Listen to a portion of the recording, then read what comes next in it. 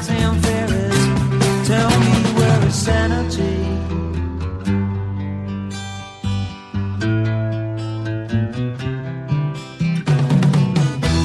Tax the rich, feed the poor, till there are no rich no more.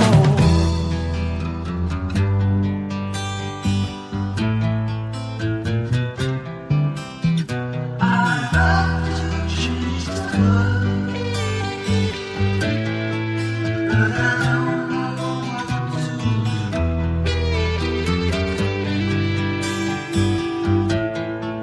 So I leave it up to you.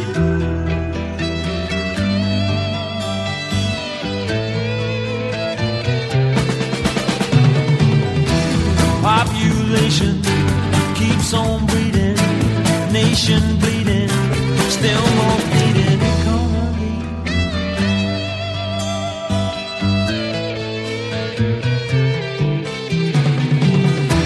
Life is funny, skies are sunny, bees make honey, who needs money, monopoly?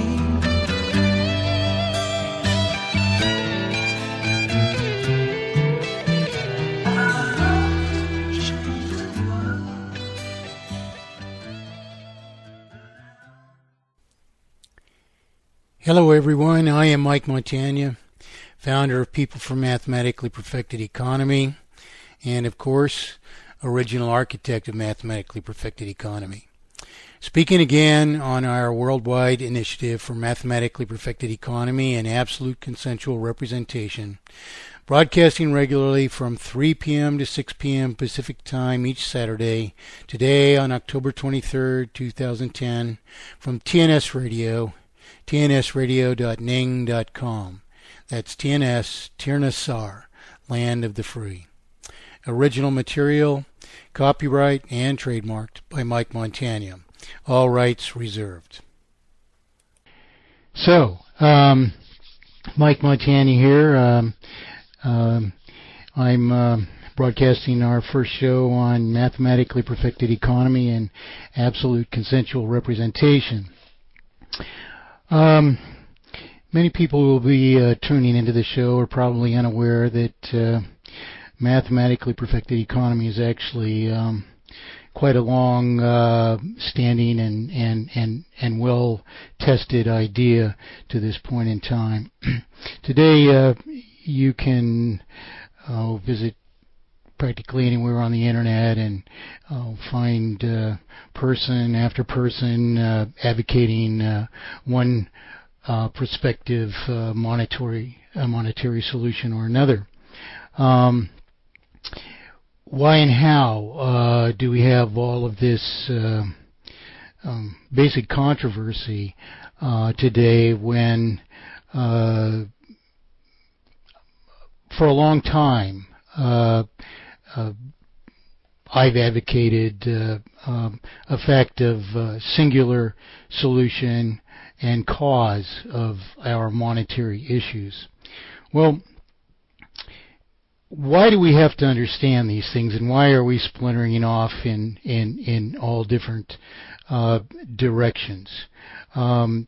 Here today, with the economy failing, anyone can stand up at the 11th hour and say, well, this was wrong, or this was wrong, or something else was wrong, and this is part of the problem. Well, in truth, do we really need to hear that? And is that, in fact, what we actually do need to hear so that we can understand what is a solution?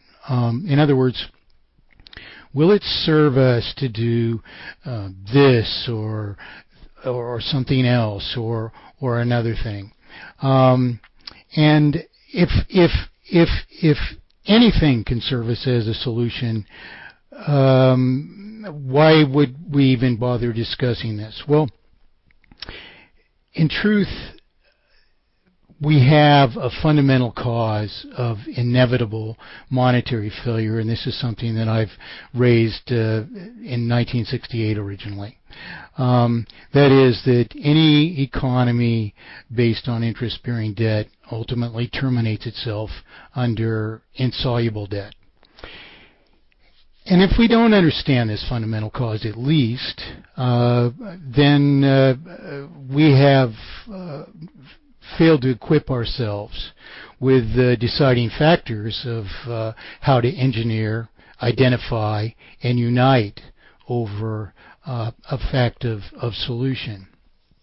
Well, so we have, a history that we really need to come up to speed on, and that history isn't really about me or my work necessarily, but it is about identifying where all these diversions from an original fact of solution, why they're rising, where can they take us.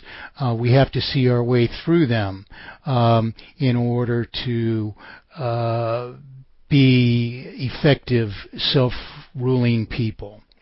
So, as I was preparing today, I was listening to one of the early shows on TNS radio this morning, and it was a very good show. I would have liked to have participated in the discussions. A number of points were raised, that money isn't real. A person was fighting a mortgage, a foreclosure on their mortgage, by the fact that the bank could not produce their mortgage deed. That is the contract that obligated them to pay against this mortgage. And there's many other ideas that people are pursuing as a defense against something, which is actually, nonetheless, a fact of inevitable failure. Now, how would an understanding of the issues that are in front of us help us resolve these issues? Well, is money not real? We can hold it, of course, and we know the obvious things about it that make money real, at least to some extent. We use it. But what principles must money abide by if it is to serve a people at all? So, in any case, we have to understand then the nature of money and its consequences of any obfuscation of the principles that we have to abide by. And in that case, money is very, very real. But we have to understand exactly what it has to be if we are going to appreciate that, and if we are actually going to fight our issues.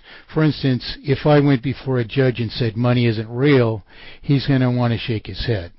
If I said, well, I don't have to pay on my mortgage because the bank can't produce the contract, the judge is going to think, he's going to wonder, well, is that the best defense you can come up with? I mean, the contract has to be somewhere. You signed a piece of paper, you must have to have assumed this debt.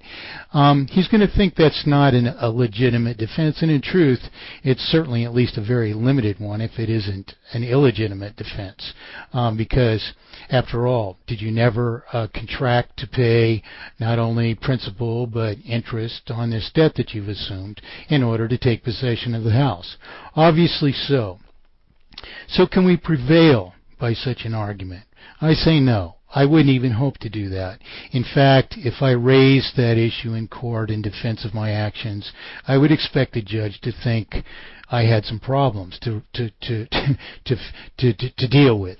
And so it is with our entire, not just each of our countries. I understand that people are listening all over the world, but in each country we have the very same issues because central banking systems have, as I've been saying for 40 years, they have been imposed upon the world. That is, they have been created and imposed upon us without public affirmation without ever presenting a reasonable principle that they exist and abide by, in fact, to serve us. Worse than that, they actually are an implementation of a principle which cannot serve us. In fact, those systems produce the conditions by which a person will inevitably fail to pay their mortgage, because when they sign that piece of paper that the banks can't produce now, in fact, they were counting on continual employment and so on and so forth. They were counting on being able to afford the other things that they need. And this system, which has been imposed upon us, can only multiply the costs of all things until we can't even afford to sustain our industry. So, inevitably, we fail our mortgages, and this is just one manifestation of this obfuscation of the currency, which we call central banking. Now, in order for us all to get our brains around these things, we're going to have to discuss them, each of these issues, from many different sides and positions. We need to understand a number of things in the course of getting our brains around all these things. One is the nature of currency. Another is the causes of not just inevitable failure, but of all the other consequences of these systems of exploitation which have been imposed upon us. We're going to have to understand what is solution. In other words, can we do any one of a number of things and effectively solve our problems? Well, in truth, if you're engineering a bridge, you can build different kinds of bridges, and they can convey whatever kind of traffic has to get to the other side. But in economy, there are absolute principles which we have to adhere to. Now, it's to our own discredit that we don't realize what those few principles are. If we did understand them, there is no way in the world that these central banking systems would even persist, much less ever have been imposed upon us. No one would have ever stood for this. Why not? Well, in order to explain all this, we have to cover a lot of issues.